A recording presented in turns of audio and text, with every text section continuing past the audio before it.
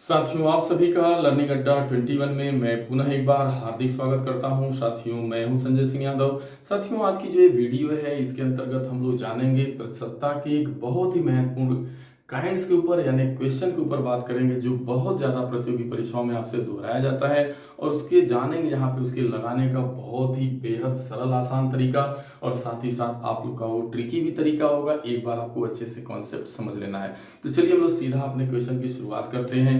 तो क्वेश्चन कुछ इस प्रकार से आपसे पूछा जाता है कि परीक्षा में एक छात्र जो अधिकतम अधिकतम अंक 20% प्राप्त करता है वह 5 अंकों से अनुत्तीर्ण हो जाता है।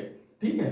एक अन्य छात्र जो अधिकतम अंकों का 30% स्कोर करता है और वह उत्तीर्ण अंक से 20% या उत्तीर्ण अंक से 20 अंक अधिक प्राप्त करता है। उत्तीर्ण होने के लिए आवश्यक प्रतिशत ज्ञात करिए। देखिए साथियों, जब ये क्वेश्चन आता है तो इसमें ये होता है कि जो परीक्षा में एक छात्र जो है क्या कर रहा है कि 20% अंक प्राप्त कर रहा है, लेकिन उसको जितना अंक प्राप्त करके पास होना था उससे वो 5 नंबर कम पाता है।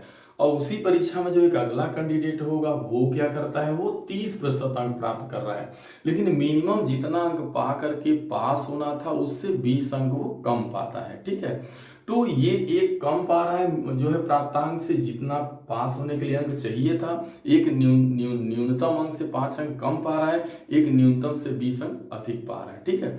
तो इस तरीके से जो है परीक्षा का न्यूनतम उत्तीर्ण अंक बताना है कि आखिरकार परीक्षा का न्यूनतम उत्तीर्णांक का प्रतिशत पूछा गया है। ठीक है।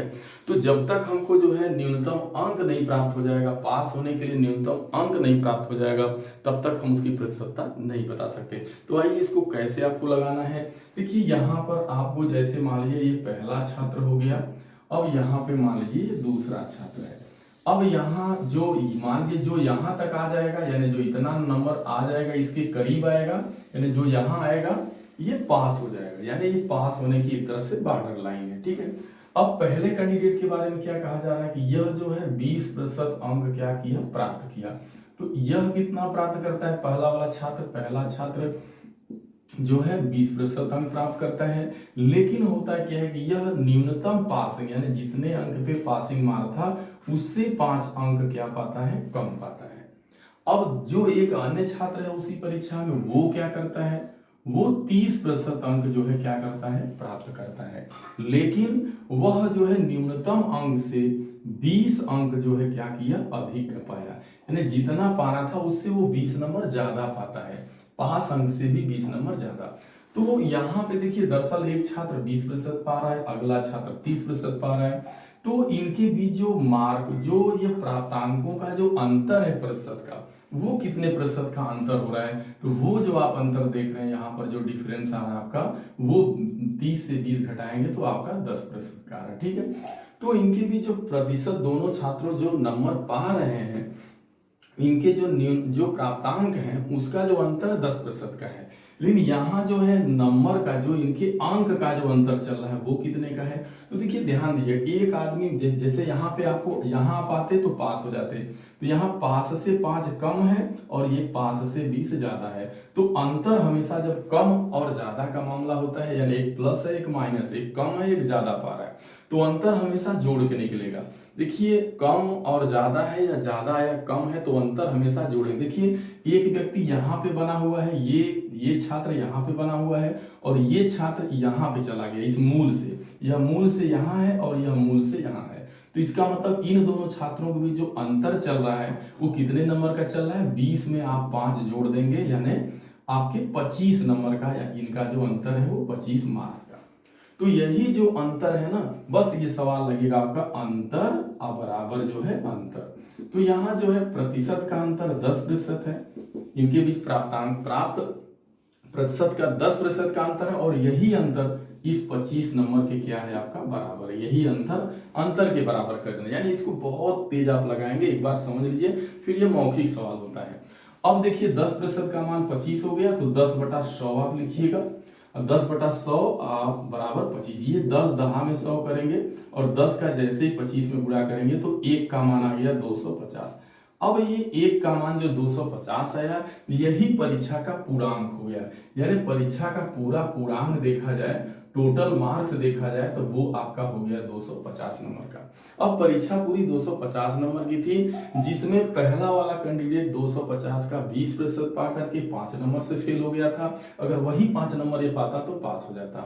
यह 250 का 30% पा रहा है, 250 का 30% पा के 20 अंक ज्यादा पाया, वही 20 घटा देंगे तो यहां से भी न्यूनतम। अब हमें बताना है न्यूनतम उत्तीर्ण अंक, यानी आपको न्यूनतम उत्तीर्ण होने के लिए कितना अंक चाहिए। तो भाई न्यूनतम उत्तीर्ण होने के लिए कितना अंक चाहिए, तो आप पहले वाले छात्र से भी लगा सकते हैं, दूसरे वाले छात्र से। पहले छात्र की स्थिति है कि वह पूरे पूर्णांक का 250 का कितना प्रतिशत पाया है, 20% पाया है, तो 20/100 कर दीजिए। और कितने नंबर से फेल हुआ है, 5 नंबर से फेल हुआ है, वही जोड़ दीजिए बस। यानी पूरे पूर्णांक का 20% निकाल करके 5 अंक जोड़ देंगे तो आप यही 5 नंबर, अब देखिए कैंडिडेट यहां तक है, यही 5 नंबर पाता तो ये व्यक्ति, यह लड़का यहां हो जाता है, यानी पास हो जाता। तो वही 5 नंबर इसको दे देना है, जोड़ देना है।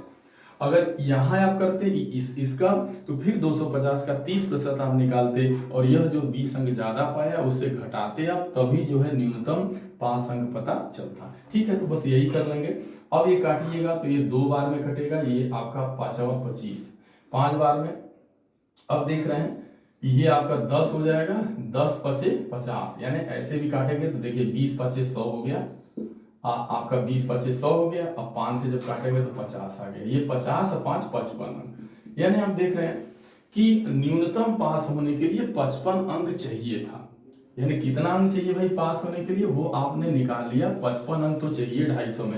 यानी 250 में अगर आप 55 पाते हैं तो पास हो जाते हैं। तो 100 में कितना पाएंगे, आपसे चूंकि प्रतिशत पूछा है, यानी यहाँ पे पूछा है न्यूनतम जो है उत्तीर्णांक, यानी न्यूनतम उत्तीर्णांक का आपको बताना है प्रतिशत। तो कैसे निकलेगा भाई, आपको 55 जो पाएगा पास हो जाएगा, किसमें 55, 250 में।